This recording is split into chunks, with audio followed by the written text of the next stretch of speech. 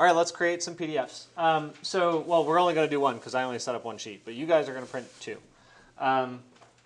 Actually, as a placeholder, let me just create a second sheet. So I'm going to do a quick new sheet and hit OK. All right, it's A101, A102. So with our sheet, it doesn't matter what view you have open. Okay, you don't have to go to the sheet in order to print the sheet. All you have to do is go to the R menu, go to Print, and it's going to pull up the Print dialog box. Now, we here have a bunch of printer, what do you call them? Drivers, printer drivers. As a best practice, and maybe this is personal preference, but most people I know agree with me, you never print directly to a printer straight from Revit. Always print to PDF, and then print from PDF to the printer. Okay, that's very important in my mind, because should you crash during printing, I mean, like, usually the PDF drivers are much more stable.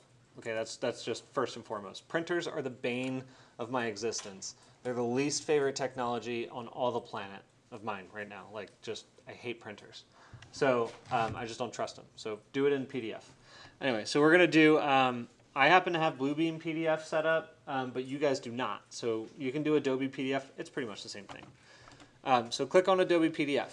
The thing that you need to know about PDF printing out of Revit is that there are three primary things you have to juggle. There's the settings of the print, and that's like, you know, what sheet size you've got and everything like that.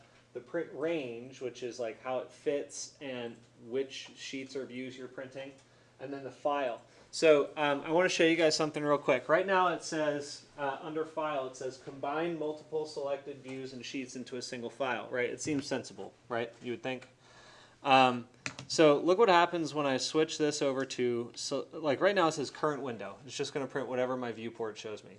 Don't ever do that generally, unless you're just doing a quick sketch. Always use selected views and sheets, but notice when I select that, and this, I can't stand this about Adobe PDF print settings, it jumps down to create separate files, which for us in this class probably isn't going to bother us much because we're only going to have a handful of sheets anyway. But let's say you're trying, like the sheet, the set of drawings that I just worked on today has 308 sheets. And Revit, when it prints a sheet that has a lot of information on it, it's okay, you know, it's kind of speedy for one sheet. But when I print the whole set, it takes an hour and a half at least for it to process each sheet.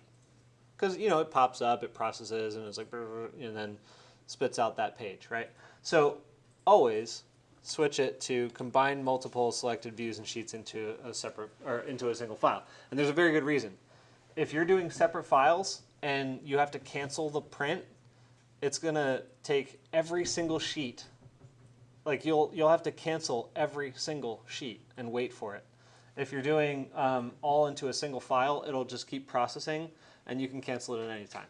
Okay, that is, if I can give you a warning about printing that you guys just like write on your hand like every day when you wake up, hopefully not in like, you know, a magic quill that's going to make you bleed, but I would say do that. Okay, that's like critical. So anyway, let's talk about the options. So we're going to go into settings, and we're going to change well, don't worry about the name right now. You can save settings later. But the size, Adobe PDF printers have the sizes kind of programmed for us. Arc E1 is kind of an industry standard for us. It's the 30 by 42. I always do center.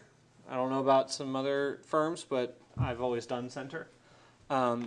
Make sure you set your zoom. Leave it on center. Set your zoom to 100%. Okay, that's critical because margins matter.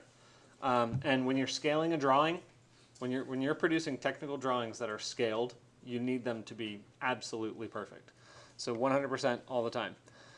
You could switch this to black and white if you want to, black lines, grayscale or color. I generally just leave it on color. That should be fine. Now, there is one thing that I want to point out to you. Vector and raster processing Revit's pretty smart about vector and raster. Raise your hand if you know the difference between vector and raster processing. That's not very many of you. You guys took my class, a lot of you guys took my rendering classes. You should know the difference between vector and raster. So vector and raster is like, vector are lines, like you zoom in and out of them and they still look good. Raster is like pictures, so it's made of pixels. And if you zoom into it, it's going to look bad. So generally, leave it on vector. Revit's pretty smart. It'll convert it to raster if it needs to. Okay, so general rule of thumb. Also, these are set up pretty good at the bottom. Just make sure that you also check hide unreferenced view tags. So that way, if I have one of those elevation tags in my floor plan and it's not referencing anything on a sheet, it won't print it, which is pretty cool. You know, then you won't have broken links and stuff like that. So you can hit OK, and it's going to bring you back here. Did you want to pull that up? I mean, you'll have it in video format. So yeah. So anyway, open up selected view sheets. Right now, we only have a couple. This list is eventually going to get very, very long if you're developing a full construction document set. But for us, we're just going to print a 101 and a 102. Okay? So you can hit OK. I'm not saving that, but generally speaking, what you do in an office, if you've got a really complex set, you'll save it. So like periodically, you'll save the different sheets that were included in the 50% schematic design set, the 100% schematic design set, the design development submittal. Those become different print sets that you keep sometimes, or reference when you're doing drafts and stuff. So that's an option, but we're going to say no. And then now you're able to just say OK, and it's going to process like this. 1, and then 2, and then it gives you your PDF. That's it. So I know I said a lot of stuff that right now means nothing to you. What's going to happen is you guys are going to go back to print this later on. You're going to set it up the way you think you remember I said to set it up. And then it's going to be wrong. And you're going to go back to this video and you're going to say, oh yeah, that's what he meant by that. So yeah, anyway, set it up the way that I just told you to set it up and you'll be pretty good. So Revit has its own layering system, its own line weight, its own CTB file, its own. Yep. Yeah, you don't need plot. You don't need plot styles. You don't need layers. The closest thing to layers that Revit has is like work sets, but it doesn't change what's in front or behind other things, and it doesn't change the visibility of those things unless you specifically create a filter for it. Any other questions?